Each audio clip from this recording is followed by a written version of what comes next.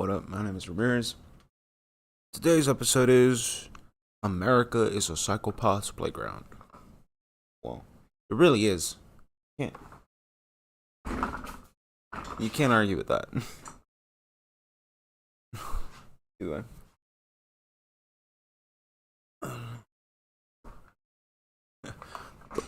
Quite the body dysmorphia. Can't even handle the way I look. Where was I going with this? Alright. So yeah, this video is going to discuss things that are very difficult for people to answer, comprehend, or want to believe in. So if anybody wants to refute me, I'm very sorry, but you're gonna be pressed. You're gonna be very pressed to deny the pieces of evidence. So it's not like I have anything physical with me, but paperwork does not lie. So that's the one thing I always say. So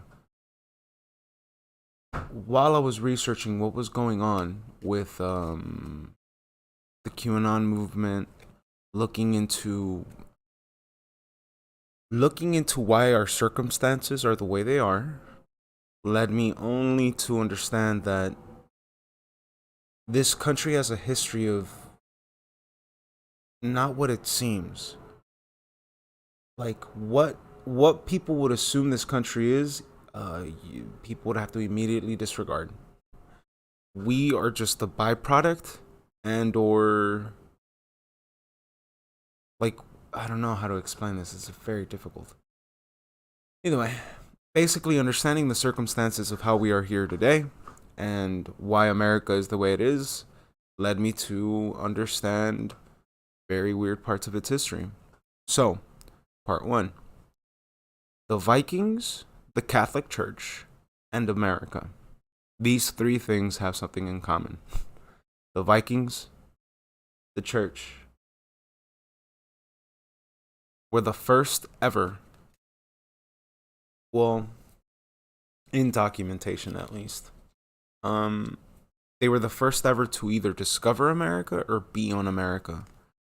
And one of the ways we can assume that this is the way that it happened was because the Catholic Church has record of somebody abandoning their faith, right? What do they call that? When the priest essentially gives up being a priest and he joins the locals, and he gives up the life of a priesthood. That was America. And it's written in the Vatican Church, where it's like, yeah, the year is 1000 something. This nigga abandoned his post and he went to go join the locals.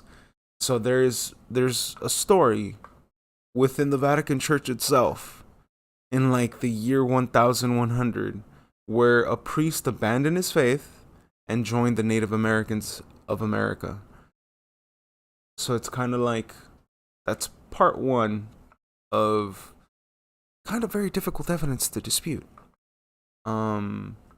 Parts 2 to part 4, I can name the people's maps, actually. I downloaded these. So there is, actually I should just give the name of the website. Let me check my bookmarks. So there is this website where you can pretty much see, what would you call it? Hidden history? Called like hidden history something, or damn, this is the problem when you have way too many bookmarks. I'll look for it in a bit, but it's essentially a website where it's a bunch of people who got together and accumulated all of their research, but their research revolves around Tartaria. So that's not what I'm using it for. I'm not using it to prove Tartaria. All I'm using their maps to prove is the discrepancies between America being called America as early as 1350, but having, not just having one or two, but having maps from like 1350 all the way up to like 1550 of America being called America. How does that add up? And these aren't maps that are just from one geolocation. These are Portuguese maps, Spanish, Italian, Russian. Like, what am I supposed to, right? Like, this is why I kind of want to go to the Middle East and see if they have any maps or any maps. Back in the day were very expensive because if you were a merchant family and you owned a boat, well, more than likely you had a map, but not all of them survived. But it would be safe to assume that the Middle East probably also has maps of America, calling it America. But yet, if that's true, then how does the narrative of, all right, so we have to get into some medieval history here. Understanding, when did the belief of the earth being flat come to be? Right? When did the idea become popular to believe that the earth was flat? What created the circumstances for that belief? And if Europe and if that continent was afraid of that, then how does it make sense for America to be discovered the way it is now, but supposedly the earth is flat and we can't go across the Pacific Ocean, the Atlantic Ocean, or whatever that, no, yeah, the Atlantic Ocean. It's like, oh, we can't cross the Atlantic Ocean because the earth is flat and we're going to fall off the face of the earth. But on your map, you clearly have America labeled. Discrepancies. I point to paperwork that I've seen. I will always point to documentation that is physical, in the real. Somebody probably has it in a museum or in a private collection, but at one point in time, this is real. So, not to get harbored on that. It's just the fact that I get hung up on the fact that all of this documentation exists that can demonstrably prove that America had existed for quite some time, for almost 300 to 400 or 500 years prior to what we believe the creation or the first 13 colonies. So I don't know, very weird woo. And then it gets even weirder if you kind of there are these famous Spanish maps where there are a collection of region of islands that during one point in time in their maps they're above sea, and then during another point in time they're below sea. So that was a very weird discrepancy, and that's something pointed out by I think is Randall Carlson, I think is his name, the famous geologist, right? Somebody who studies the lay of the land. And even he's pointed out that mainstream media has a very whack view of science in the way that, right, like the Sphinx is far older than it seems. And Randall Carlson was the person that kind of pointed that out, was like, hey, or no, he was the one that added the geographical evidence for it, because he basically looked at the region and was like, all right, look, I know you don't want to say the Sphinx is older than it is, but if you pay attention to this area, and this area, and if you pay attention to the conditions of this time period, it would make sense that this is where all this water would come from and all this other sort of stuff. So, again, more of what's going on here. America. Ellis Island. Okay. I haven't finished this piece of research yet, but along with one of the weird synchronistic things that happened to me recently, I was pointed to learning about Ellis Island. Like, there was an effort telling me, like, hey, you need a variety of different factors told me that I need to look at Ellis Island. Okay? Well, when I did, I figured out that Ellis Island opened up at the late 1800s. And in discovering that, I had to learn about medieval law, and I also had to learn about, I haven't finished this portion of it, studying the court case, right? The court case that happened in the Catholic Church, where there was essentially a debate going on, where they were trying to figure out what constitutes somebody as a human being and what gives them the right of a soul. And the reason for this is because the Catholic Church was the one The Catholic Church has a lot to do with maritime law. It also has a lot to do with being the first form of judges in certain aspects of law. This gets very, very difficult for me to say. Essentially, the way that this case concluded, the Spanish king or whoever, I can't remember the name of the royalty that did it, the Spanish concluded a far different conclusion. The Spanish were like, no, our citizens have souls because they've proven themselves this and that, and by and large, any Spanish colony that converted to Catholicism as early as possible, you were exempt from being considered an animal. And I knew this court case from a very long time ago from looking into Mexican history. But it didn't make sense to me why I learned that piece of information at the time until Ellis Island came around. And with Ellis Island, I discovered... So let's get to medieval law. I discovered that in medieval law, if you were to commit atrocities, if you were to commit adultery, if you were to commit rape, if you were to do any really egregious action like that, you would get your your whole thing snapped right out of existence. With searing hot pliers, you would just stem the everything just boom, gone, right? I have to make this very visual so people understand that was the punishment. But from England to another country, that stopped.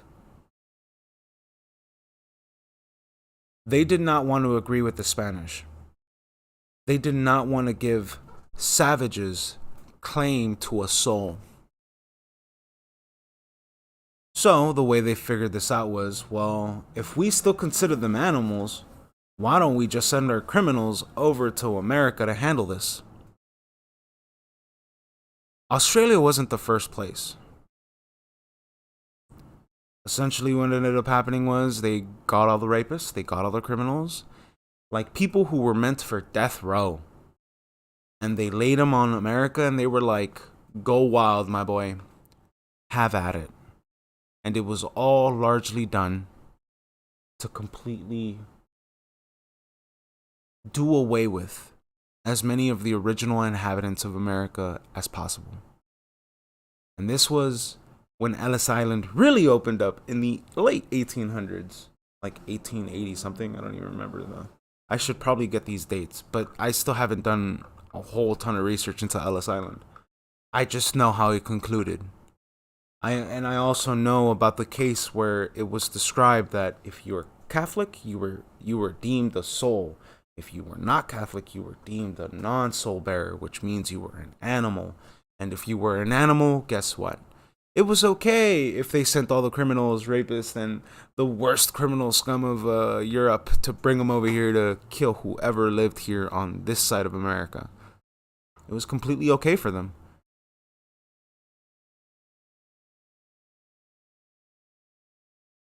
I don't like being the bearer of bad news. Really don't. That's not how it worked. And I'm like, bro, Ellis Island closed down in 1923. How I got the date 1923, 1924. There were a few dates that I was given. And it's only been proven. Dude, I wish I was wrong. At this point, I really wish I was wrong. Okay, that was just that portion of it, right? Right. And everybody thinks that all the immigrants, all the nice immigrants came to Ellis Island. Nah, my boy. Nah. So, and it also kind of strikes me to be very evident, especially with the destruction of certain buildings. The history of the destruction of buildings, that's a whole other thing. If you look at the years of 1907 to 1935, give or take, I want people to, like, I can't remember where I found this, but, like, it was a list of buildings that were destroyed, that were said to be, that were said to, they said they were either going to be renovated or destroyed. But a lot of those buildings that were renovated and or destroyed were buildings that made no sense in that time era.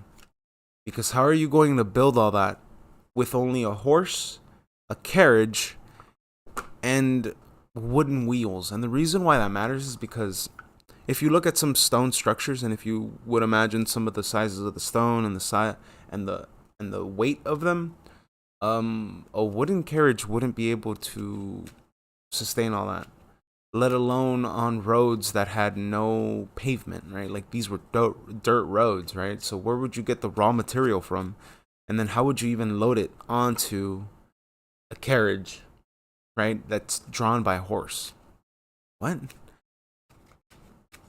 Okay, no, let's get back to paperwork. Let's get back to paperwork, right? Doing so well there. All right, and these are what was it called? For the Catholic one, I learned that off of the Cambridge website.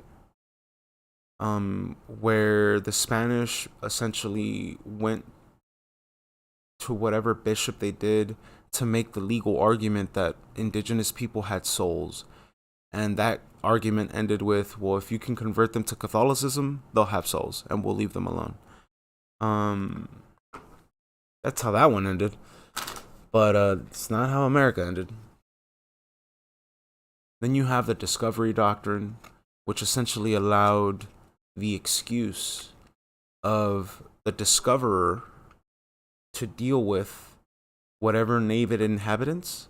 The discoverer had the ability to do or deal with the inhabitants whichever way the discoverer dealt with it. But that verbiage was meant to be used as in, I discovered this population and land first, I discovered their inhabitants. That means all rights over how to deal with them have to go through me, through paperwork. That was the original intention of the Discovery Doctrine. That's not how that shit played out. But we do have a couple. I wish I could remember their names off the top of my head, but we do have a couple Indian tribes that were dealt with not by violence, not by the threat of sword or gun, but by penmanship. So I always laid out the question of how were certain Indian reservations allowed to keep living during a time where, what do you call it, clandestiny or clandestiny, where they were like, yes, we're going to lay claim to all of America. But some of these Indian chiefs, some of these Indian reservations, they had paperwork that went back to an English king. Can anybody name that English king? Because if you name that English king, that just naming that one English king, just the fact that that one piece of paperwork is there, the fact that the king himself, like, it's not one of his vassals, it's not somebody who sent the parchment to go to England, go on the ship. No. That King of England actually walked on this land and signed this piece of paper. And there's, I think, off the top of my head that I remember, there's 3 of them.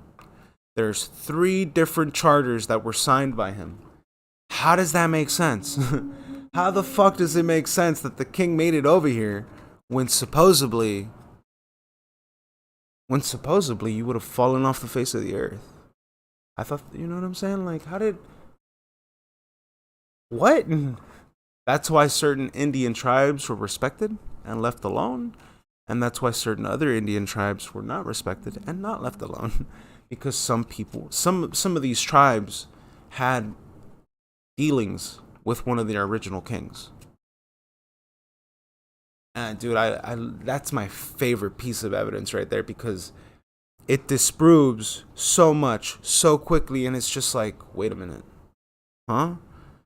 Right? If the king wanted to deal with it this peacefully this time, what changed the circumstances for it to be dealt in another way? Hmm. Hmm. Hmm. Very interesting question. Hmm. I don't even want to go there because I only want to point to like documents that completely disprove the narrative of what America is. Because it's always, all it really is obfuscation. As long as you don't know your history, yeah, of course you're not gonna know that like America isn't necessarily what it is. Um. Okay, what's another document that I could speak of that just disrupts a whole bunch of shit? Mm, the Discovery Doctrine was actually big enough.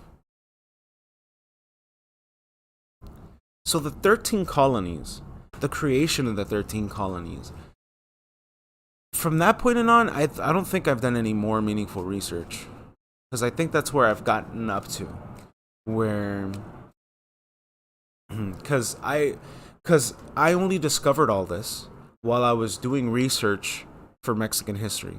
Because at one point in time, I wanted to educate myself on my own people's history. I wanted to understand how Mexico ended up in the political situation that it ended up in, and there's not much. Like, there's very little that I could point to in Mexican, Spanish, Mayan, indigenous history. And the reason for that is because the Spanish were taken for fools. Um, as the Spanish, the only real net benefit that the Spanish had was their efficiency. They were a militaristic nation. They were very streamlined. Um, but they had one detrimental flaw, and that was complete and utter submission to the Catholic Church.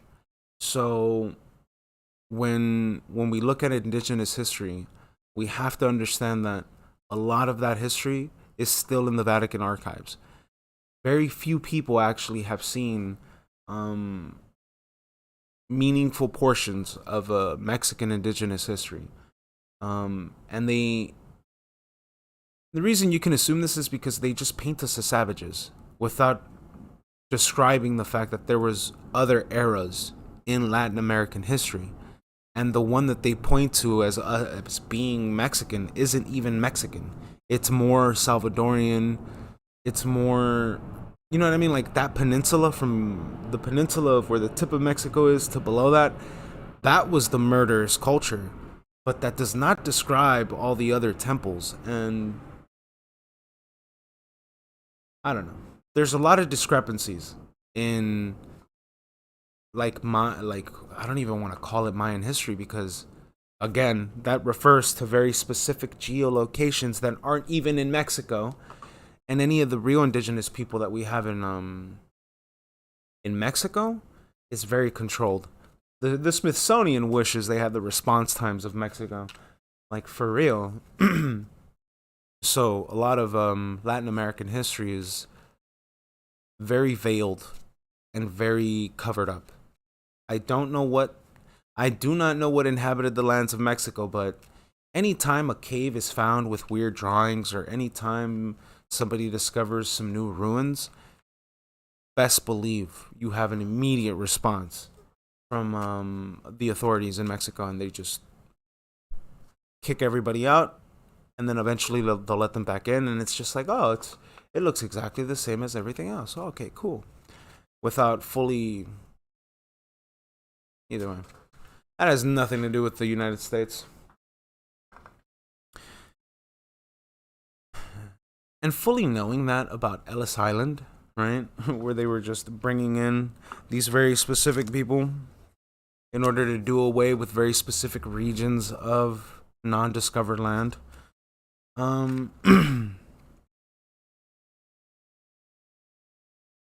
The earthquakes and the great fires and the destruction of certain buildings just make absolute no sense to me.